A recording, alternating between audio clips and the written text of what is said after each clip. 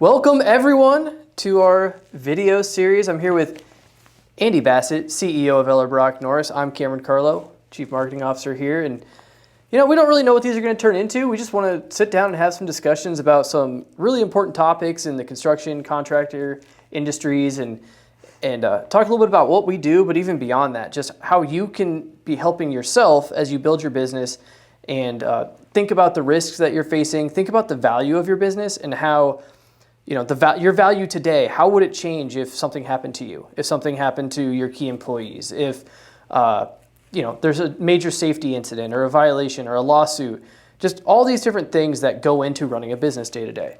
And Andy runs Ellerbrock-Norris here, which is a risk management agency that really is trying to help business owners thrive and work through some of those issues. So Andy, welcome to the show. Yeah, exciting. It's gonna be fun, right? Yeah, so high level, what is a risk advisor?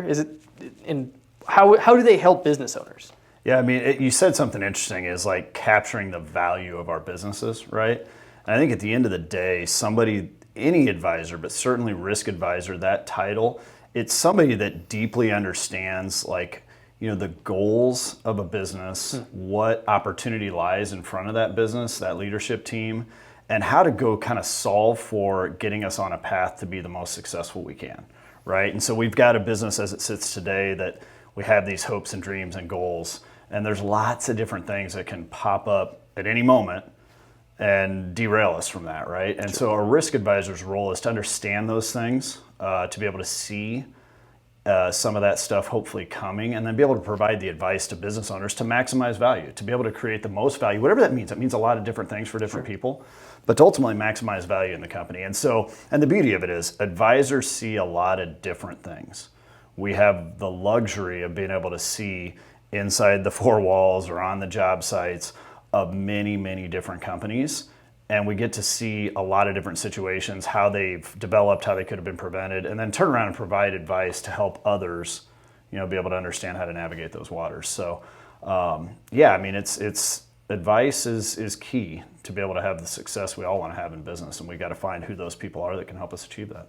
So more specifically, you mentioned advice. I know you're often saying, work on, not in the business. And how does that kind of tie to the advice that we're giving and how that's helping kind of protect that value of that company so they're set up for growth in the future? Yeah, easier said than done, right? Working on versus in. Big part of it is business owners know, specifically founders, entrepreneurial people, we build these things from scratch a lot of times, or maybe we've purchased it and transitioned it to the vision we've got. And so we spend a lot of blood, sweat, tears, energy, capital, all the things in building this business, working in this business. A lot of these businesses were built on the backs of the founders originally creating whatever it is today. And so to transition from working in that business every day to now you've got a business and you've got people and you've got contracts and you've got real estate and you've got vehicle, you've got all this stuff that goes along with having a business. It's hard to transition to on the business. And there's a varying degree of working on the business. There's life cycles, I think, that go with businesses, of course, and there's going to be points at which the ownership team, the executive team, the leadership team can transition and focus maybe entirely on and less in, but there's a big period of time where you got to balance that.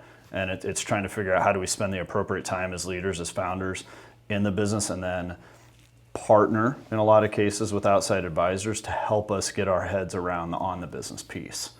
And it's certainly a challenge for any business owner because it's two different lenses we have to look through, and sometimes it's two different skill sets required to be in and on.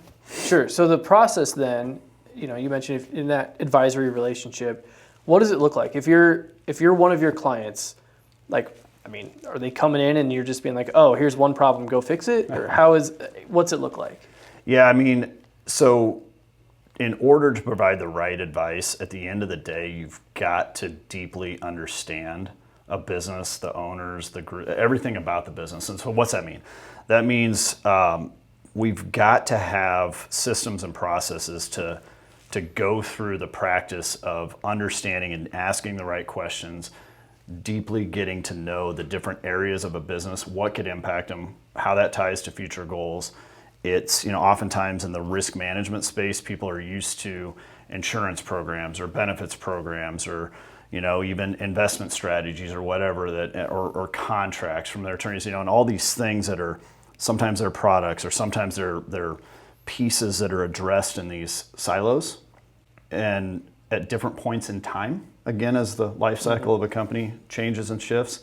And so a lot of times it's figuring out how we have a way to go about understanding these things that have happened over time, understanding what the business has grown, where it's come from, where it's going to, and again, being able to step back and provide a more holistic view across the organization on how we can start to break down the areas that we can have the most impact to achieve our goals and have success. Gotcha. So is there, how are you measuring success? Is it, we didn't get sued this year because we had this in place, so we're good to go? How does that work with what you're building here? Yeah, I think that's a good question because that's going to be different in every situation, I think. Business owners in general define success a lot of different ways. But again, I think it goes back to we've got to understand what is the definition of success for a business. Do we want to grow the thing and our ultimate goal is to internally transition it to the next generation? Well, that's going to look like success, so let's position ourselves to do everything we can along the way. We need to de-risk the business along that so something unexpected can't, shut us down or derail the plans. We need to, figure out who is this next group of key people and how do we, bring them, upskill them into a leadership position, upskill them into being able to think on, not as much in. How do we attract and retain the most talented people along the way so that adheres to the plan? How do we, in the construction space specifically, how do we keep our people safe? Because some of those key people, we want to be here for the future to be able to achieve that. So I think there's an example, which is understanding what the end goal, what success means for that specific business and being able to position the plans today to be successful, because that's going to be different for a lot of business owners. The example I just gave may be exactly what success is. Others might have a very different view of that. Gotcha. So from a strategic standpoint, if you're are you kind of scoring out areas too to see where they're at and how they stack up and where they maybe to benchmark things, or is it just not to say just anecdotal, but no? Well, good question. So at Ellerbrock-Norris, as we've had many of these conversations over time, we've formulated what we call the 10 impact areas of risk. And so, and really where that comes from is, again, as we've sat with business owners, over time, many business owners, and you kind of peel back the roof per se of just about any organization, and you start to see the things that drive success or can get in the way of success. And they kind of fit into these 10 areas, the 10 impact areas we reference. And so at Ellerbrock-Norris, again, going back to having very systematic processes and procedures in place to go through these things, we spend a lot of time breaking down, diving deep into those 10 areas and, creating an understanding, even creating risk scores and, opportunities for success in each of those areas. What that's helping us do is it's helping us formulate the most successful plan and prioritize, right? Prioritize where we want to put energy and effort today to be able to allow our clients to ultimately achieve success. Gotcha. And bite it off manageable chunks at a time too. So really specifically then to that construction industry, as we step back a little bit, what do you think is maybe the number one problem with how people and how business owners are viewing risk today? Yeah, good question. I think consistently the number what I would tell you what's common across most conversations we have with business owners, specifically the business owners that we work with, which to frame that, a lot of our clients, a lot of the businesses we work with, the example I used earlier, they're looking to be legacy companies. They're looking to build something that outlives the founder, the owner, whether it's within a family or whether it's with the key people that are coming up in the organization. They want to remain part of their communities for years to come, serving, hiring local people, being part of local charities and events and all the things we know that our communities thrive on. So getting back to your question of what are the biggest risks that we face, I think with that in mind, consistently the conversation around how we're getting and attracting and retaining the most talented people, how we're getting that next generation of leaders to be able to come up in the organization and build the plans and strategies to ultimately transition the company so that it can remain a privately held and independent company serving the communities. So those are very common themes. And it's, think about the time we're in. That's, so many of these businesses I just referenced are primarily owned by somebody in the baby boomer generation. So they're at that point where, transitioning is top of mind. And so I think those, and there's a lot of other things that go. I mentioned de-risking. I mean, a big part of, building all of these plans and strategies to achieve goals. I mean, at the foundation of that is having solid risk management practices, because there are so many things that can present themselves over time that can unexpectedly shift our plan. And so understanding that and doing everything we can to de-risk things along the way is such an important piece of the equation. But I think those are the common themes that we hear consistently talking with a lot of our clients is, okay. So I'm a general contractor. I have my insurance agent. I have a safety director. My benefits are through some big broker, national broker. I mean, where do you come in? Like, it sounds like what you're describing is a lot of stuff I already have in place. Yeah. So good question. The going back to something I said earlier, that is how most organizations have relationships, right? We've got different people that offer different things, products, services in different areas. We oftentimes use the word silos. And what we've seen, this isn't always the case, obviously, but what we've seen very commonly is, while that could be good, and while the advice being given could be good, maybe not always, but could be good in each of those verticals, each of those silos, there's oftentimes a significant lack of coordination amongst those, because, unfortunately, within the broader risk management industry, one of the problems with that is people in our industry they're designed, compensation is based around providing those products or providing very narrow advice in certain areas, which is understandable. So that advice doesn't get coordinated across the organization. So then it's on the business owner or the executives to try to figure out how to take those pieces of advice, build a strategy to ultimately go and achieve goals. And again, going back to the work in or on the business, not every founder of a business has that skill set or has the time to give to spending the time on the business. So again, where we come in, or firms that like ours can come in and differentiate that, is being able to take that step back, see the picture much more holistically, and start to coordinate all of those different, again, we reference them as impact areas, but start to coordinate all those different silos and make sure that advice being given, whether it's by our team or others, is coordinating across all of it so that we're putting ourselves in the best position to have success. Gotcha. So some of those synergies that are going to exist, give me an example of a plan or something that we're going to help someone implement that maybe touches 3, 4, 5 of those different impact areas you mentioned, and how it breaks down those silos. Yeah. So let's go back to the example of a company that is building a legacy company. They've got these minds and they've got this vision in mind that they want to transition this thing for years to come.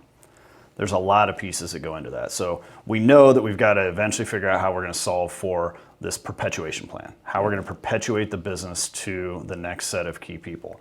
Well, in order to ever get to that point, so many things have to be in alignment before that. So let's go all the way to thinking about safety strategies in a construction space. Again, I referenced this earlier. Some of those key people that are in our minds are part of that transition strategy down the road, but they're in the field today.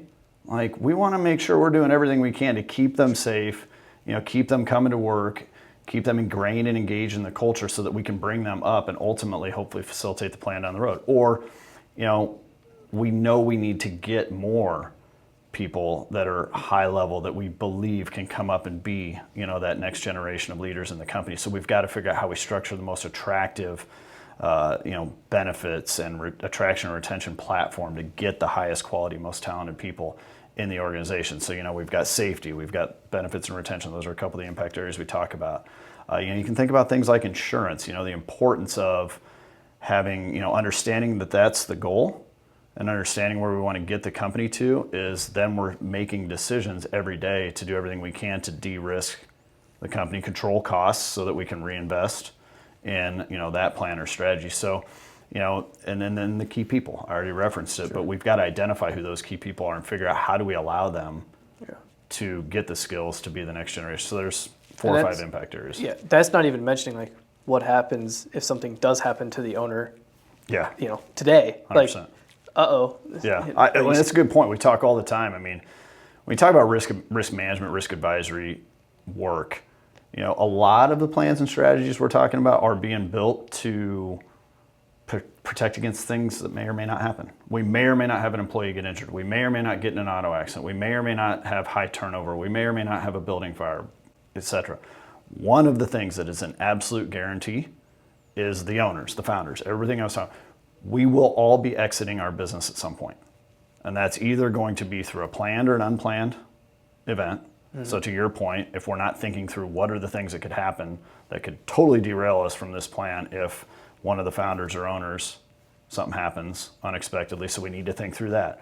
Or it could be 100% planned, but there's a lot of different ways planned exits work too, whether that's transitioning the business internally, like I said before, or maybe it's selling third party for strategic reasons or whatever, but totally different potential plans and strategies to get there. But again, that's one thing that we, in talking to a lot of business owners, and you think through all these risks, that's certainly a guarantee. So we're all going to exit our business at some point.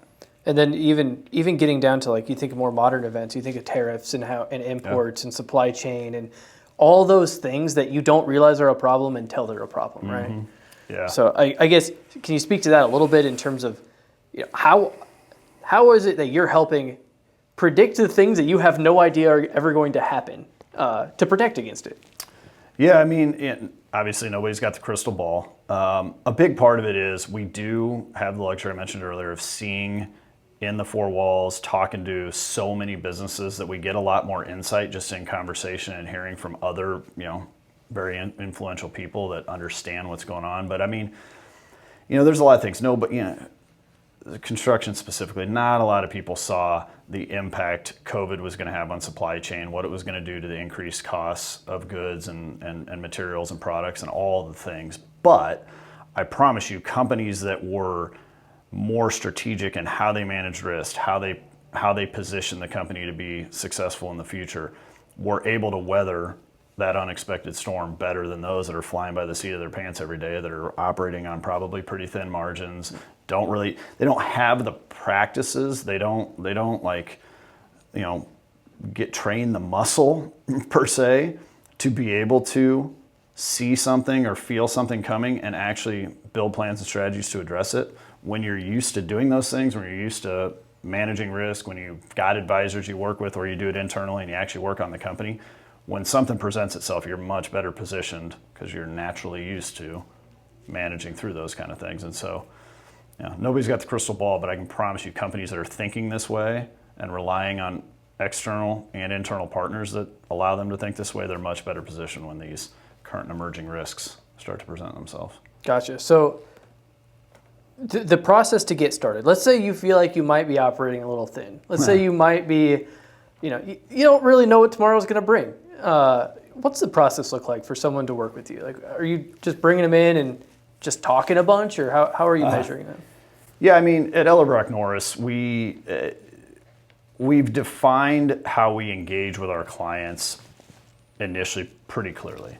And so we have, our team goes through a pretty systematic process to, meet with the leadership team, understand their business at a pretty deep level. We go through, some pretty cool exercises to help understand and prioritize things in their mind, understand where are the areas that are top of mind, what is the stuff that keeps you up at night, what are the goals of the company, what are the things that could alter, those goals or derail us from those goals. So we spend the time doing that on the very front end, because at the end of the day, we don't want to pretend we know going in what somebody needs and try to position a product or a service at them that's not going to move the needle. And so we want to spend the time on the front end to deeply understand those kind of things, do the deep analysis. Once we understand that and we identify the one or two areas that are top of mind, we're going to then spend the time, taking a deeper dive and kind of breaking that down, through kind of an assessment style process to really understand in each of those areas what, deeply what's going to help move the needle.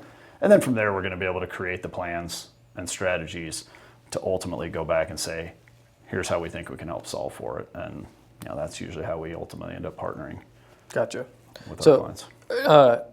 specifically, we've talked a lot about the business side of all this, kind of looking beyond the my business portion of it and getting into like, your family outside of work and we talked a little bit about your future, like retirement aspirations, but how does it, we say holistic risk management, like how does it really just expand even just beyond that relationship, looking at the business only? Yeah, so it's huge. So, Ellerbrock-Norris, to protect your purpose, my business, my life, my future, right? They're all very much intertwined. So to your point, we've been talking about the business, but at the end of the day, as business owners, as founders, as leaders, everything we're doing in the business, I mentioned the blood, sweat, equity, tears, capital that goes into creating it, like that is, there's an end in mind, right? Whatever it is. And a lot of times what the business is a big piece of how we're going to achieve our personal goals. While we're running the business, while we're building the business, we're going to have, we all know we've got to make sacrifices on both sides. And then ultimately, I mentioned the exit of the business and things of that nature, but post, business, most people are relying pretty heavily on the business to allow them to achieve their personal goals. So when we talk about the broader risk management, risk advisory space, to only focus on the business can be ignoring a big piece of the equation, which again is the personal life, the future of those owners, of those founders. So when we start to understand that and paint that broader picture, now the decisions we're making in the business are going to better align with what they're looking to achieve personally. Because if we miss that, then it's very easy that the plans and strategies being built in the business may not allow for them to achieve success personally, and there's going to be a conflict. And when we're trying to execute on the plans, we might have hurdles. Sure, and I know you've mentioned this in the past with the evolution of a business, and your plans, particularly your risk management plans, have to change because the business valuation is going to significantly increase over time as you grow that. So I think you had mentioned before, like even thinking about your family and if something were to happen to you, or if tomorrow you needed to sell that business, how do you kind of think through that process and make sure that their risk management plan is evolving over time?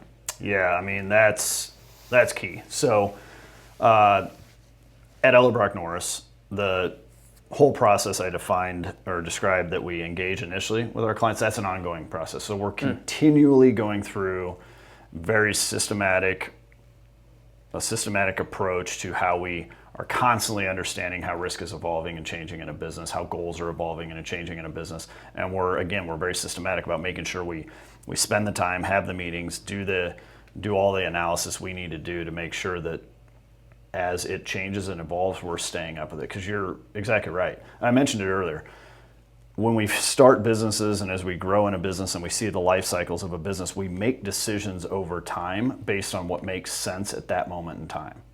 Well, that does not mean that in 6 months, 2 years, 5 years, 10 years, that decision still aligns with how the business is today. And if we're not understanding, there's examples all day, but we make decisions when we start our business and we put operating agreements in place. We fund them with certain things to protect against these things that may or may not happen. We put all these contracts in place, and we're a small business. May not be worth hardly anything other than the equipment we have. Right. And then we start to grow up and we become a big business and we're worth a lot more. Those things are all probably very outdated. And if one of those unexpected events takes place today, based on the strategies we put in place 10 years ago, could be a real problem. Gotcha. Okay. Technology. I've seen you guys. We've thrown out risk scores, right? So you're looking at these different impact areas, and I've seen the final document we put in front of people as we're kind of working with them that says, "Hey, here's your score is 386 out of 1,000 in this area." Mm-hmm. Talk through a little bit about that technology that's driving some of our decision making and how we're helping with that. Yeah, so Launch is the name of the technology, which we actually built here at Ellerbrock-Norris for a lot of different reasons. But the biggest thing is to be able to benchmark risk in the different areas, and it gives us it gives us the ability to deeply understand each of the impact areas.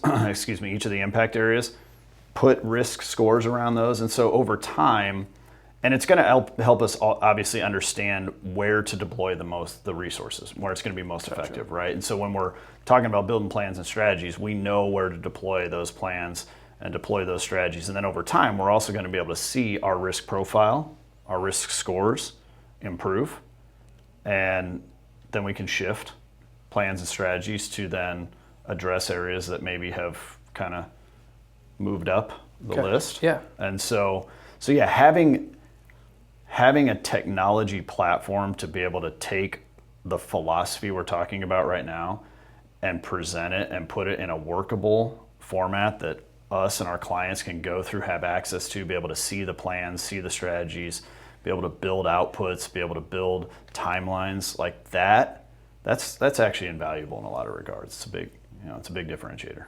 So do you think you see yourself more as a tech company or as an advisory firm? So we're a little bit of both. We call ourselves tech-driven and human-optimized in a lot of regards, which what that means is we bring the best people in, because at the end of the day, it's a people business. To be able to give advice, we've got to have people that intellectually understand what our clients are looking to accomplish and achieve, and then be able to go out and deploy the plans and strategies. But we're going to invest in the absolute best technology to give our team, those people, the best resources to go out and deploy, as well as give our clients the best access to technology to be able to understand and have the most success. So we're both. That's a great answer, Tom. And then finally, I guess, pricing structure. When you're working with, is it just like, hey, here's a flat fee? Is it we're paid on each impact area? Like how does it work? I mean, if we're walking into someone's door and meeting with them for the first time, what's the end result look like? What can they expect in that discussion? Yeah, so really good question, because the answer is that's the beauty of it, is there's so many different ways, depending on what makes the most sense for our clients, that we can engage. So in a lot of cases, initially, specifically, we're hired to go out and just deploy the strategy I referenced and go through all the exercises, go through the deep assessment analysis and build the plan strategies, give access to the technology. And we do that just on a fee basis, right? And those are dependent on situationally. It's not necessarily just a fixed set fee, but we're open and transparent. We work with the clients based on situation, what makes the most sense, because at the end of the day, we want to have success together, right? But there's also situations where ultimately there's a need to facilitate in the plan a specific product that fits into the strategies that we want to implement. It could be insurance-related products, or it could be consulting, and I'll call it products, but it could be more specific consulting. So it could be like, we need to really lean into safety consulting, or I'll talk about the perpetuation piece, where we really, really have this struggle to figure out how to get the mechanics of a perpetuation plan in place and build that. We can engage very specifically on putting a plan and strategy together there that we mutually work on what the fee would look like and something like that. So, or it could be maybe attracting and retaining people and getting a much more robust benefits strategy is a big piece of it. And we can directly engage there as well.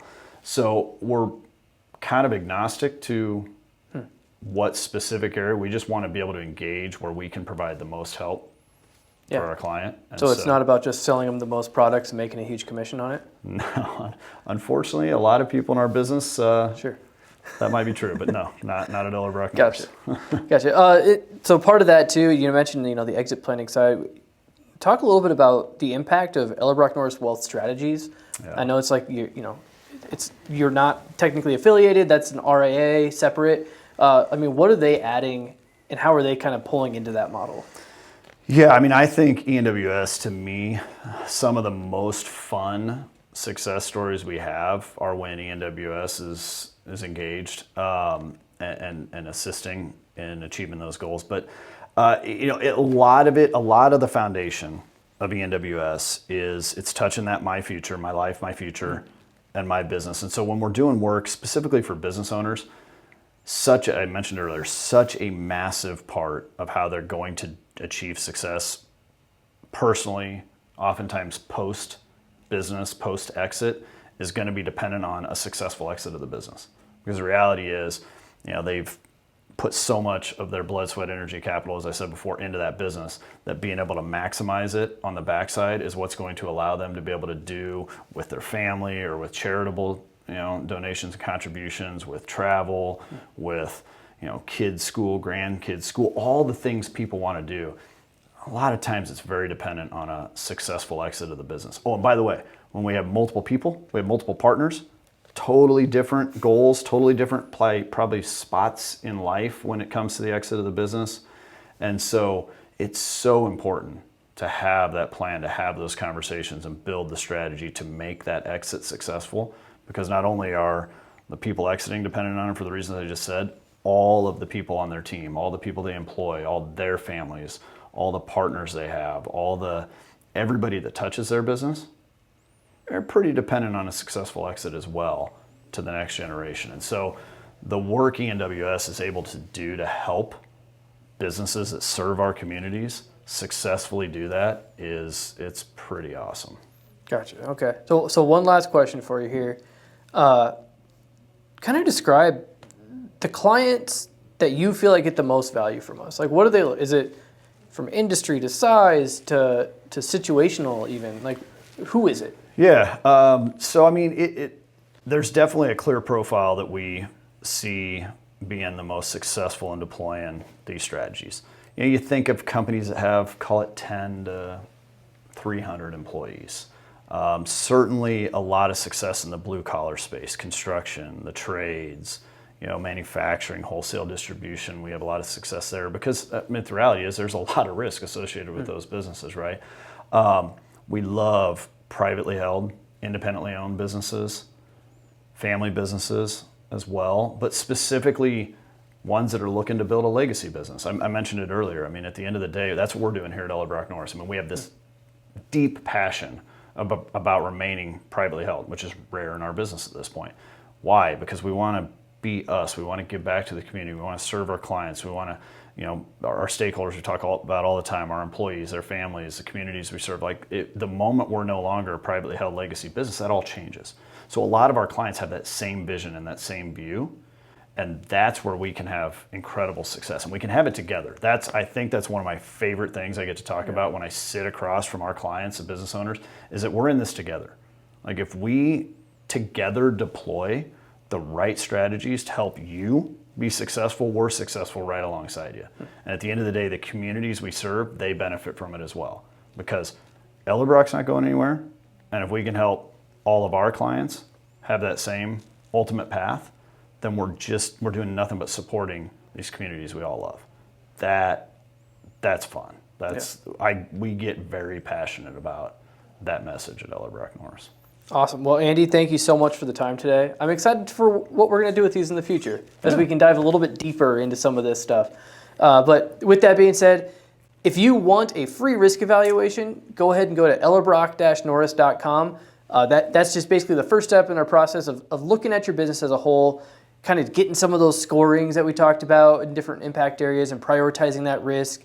And that's kind of the first step, but it's also just a good tool and a resource for you to look at your business and take a step back and that work on, not in philosophy to get you started. So ellerbrock-norris.com. Andy, thanks for the time. Loved it. It was fun. Yeah.